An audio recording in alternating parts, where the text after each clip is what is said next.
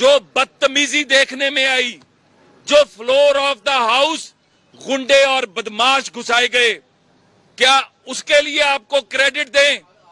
और एक आईनी तरीके से वफाकी हुकूमत का खात्मा किया गया। आइन और कानून के मुताबिक हुकूमत कायम की गई। किस बात का लॉन्ग मार्च? एक आईनी और कानूनी फैसले को झुटलाने के लिए तुम चाहते हो कि स्ट्रीट पावर निकाल के, अपने गुंडे और बदमाश निकाल के आइन और कानून को पामाल करो। ये नहीं होने देंगे। जो मुकदमात हुए 144 की खिलाफ वर्जी पर हुए, जो मुकदमात हुए वो आइन को पामाल करने की कोशिश पर हुए, कानून को हाथ में लेने की कोशिश पर हुए।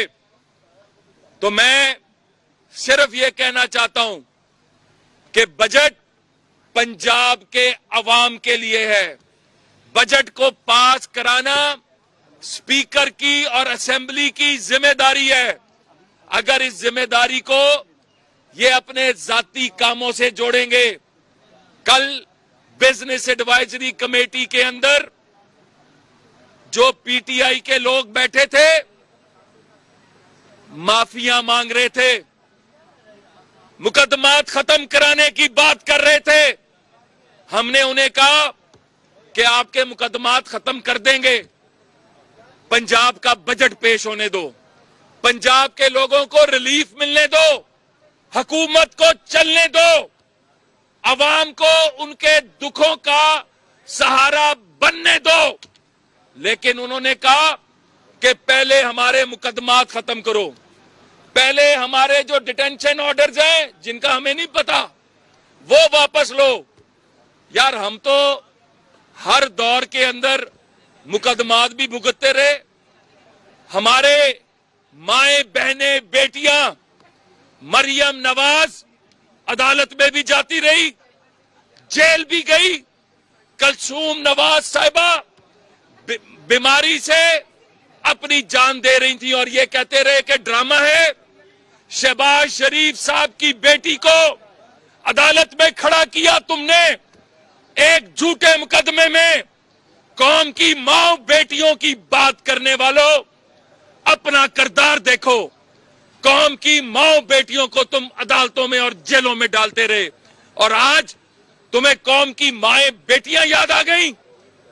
जब तुम कानून को हाथ में लोगे तो कानून हरकत में आएगा। आज हम इस असेंबली के अंदर बता रहे हैं, ना चीफ सेक्रेटरी आएगा, ना आईजी आएगा। बजट तुम्हारी जिम्मेदारी है, कोई माफी नहीं है, कोई शर्त की बुनियाद पर बजट नहीं है। ये पंजाब का हक है, पंजाब के हक को पंजाब का हक दिला कर रहेंगे। बहुत शुक्रिया। ये बताइएगा कि बारी बारी लगा कि आपकी गवर्नमेंट है, आपने स्टांस लिया है, कल जो आपने उनको रास्ता दिया, लचक दिखाई, वो आपके ऊपर सवाल हुआ। तो अगर बेहतर ना होता कि कल जो स्टांस लेते तो पंजाब के अवाम तक बजट की खुशखबरियां पहुंच चुकी होती। देखें, हमारा फर्ज है पंजाब का बजट लेकर आना।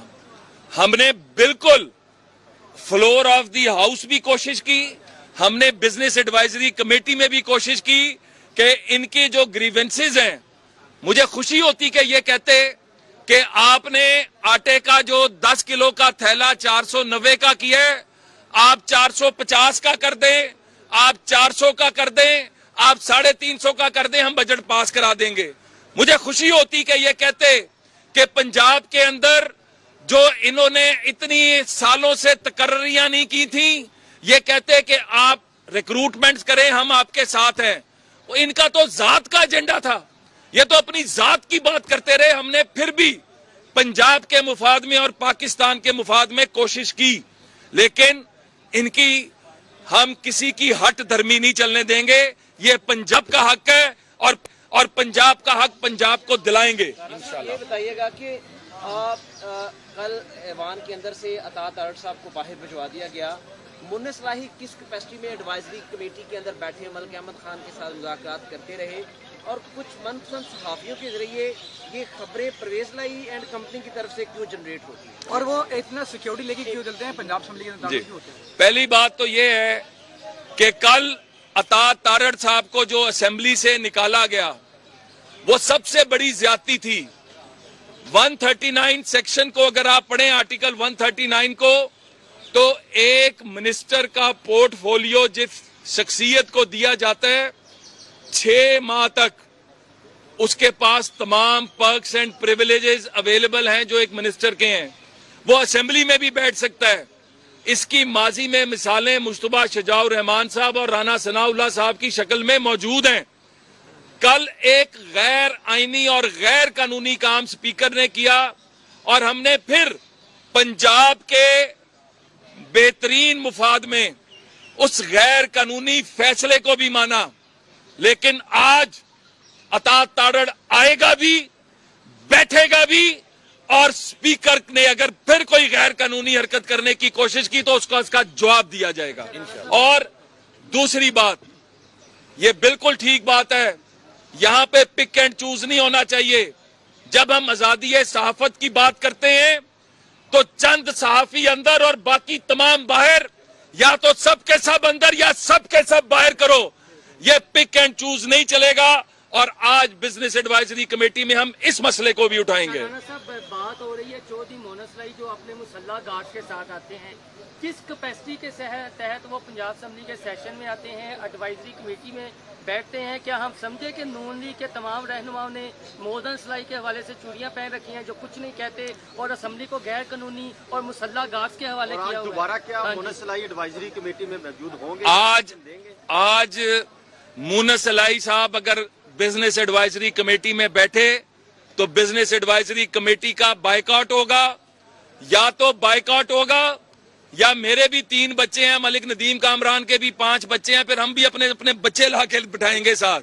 बात बड़ी सीधी सी है, ये बच्चों के सर पर जो है बिजनेस एडवाइजरी कमेटी नहीं चलनी। ये एक बड़ा मुकद्दस किस्म का अमल है, प्रोसेस है, और इसमें अगर आज कोई नॉन मेंबर बैठा, चाहे वो कोई भी हुआ, तो हम उसका बायकॉट करेंगे। बताएं कि पंजाब असेंबली को आप स्पीकर से कब बाजियाब करवाएंगे? इंशाल्लाह ताला हमारा पहला फंक्शन बजट पास कराना है और स्पीकर के दिन गिने जा चुके हैं, नो कॉन्फिडेंस मौजूद है और अगले चंद दिनों में आप ये भी सरप्राइज देखेंगे। सर ये बताइए कि कल जिस तरह का रवैया स्पीकर साहब के अंदर रहा है, वो जुत्ते भी मारते रहे हैं और उन्होंने बजट पास नहीं होने दिया, आज भी यही सूरत रहनी है जो उनका जो इरादा है। तो आप क्या समझते हैं कि बजट तो ये इस सूरत में मंजूर नहीं हो सकता, तो कानूनी कोई रास्ता लेंगे, अदालत से रुजू करेंगे, और क्या वेट किया जाएगा कि ज़मीनी इंतखाब हो, नए मेंबर हो और स्पीकर को डीसीट क्यों करवाया जाए? पहली बात तो ये है कि हम तमाम ऑप्शंस पे काम कर रहे हैं, हर ऑप्शन को देख रहे हैं और उसके ऊपर जो ऑप्शन इस सूबे के बेहतरीन मुफाद में होगी उसको लेके चलेंगे। आज का दिन हमने इनकी कल तमाम बातें मानी। इन्होंने अता तारड़ साहब को निकालने का कहा, इन्होंने अपने केसेस वापस लेने का कहा। कल हमने, मैं आपको बता रहा हूं कि इन्होंने लिस्ट दी, हमने सेक्रेटरी होम को बुला लिया और हमने कहा कि ये सूबे के मुफाद के अंदर अगर ये चंद केसेस इनके, और हमें प्रोसिक्यूशन की तरफ से कहा गया कि हम केसेस वापस नहीं ले सकते क्योंकि इतने संगीन जुर्म है, आइन की सबवर्जन, कानून तोड़ना, 144 की वायलेशन और एक जमहूरी अमल से आने वाली हुकूमत का खात्मा।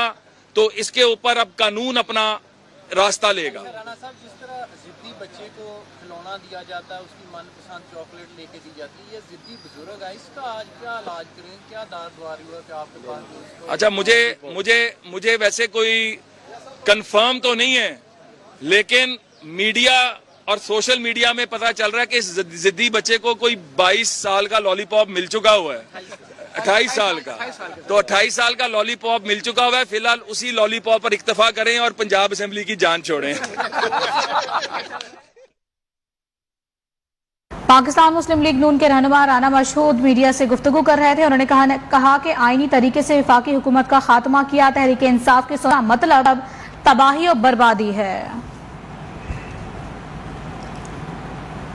और अब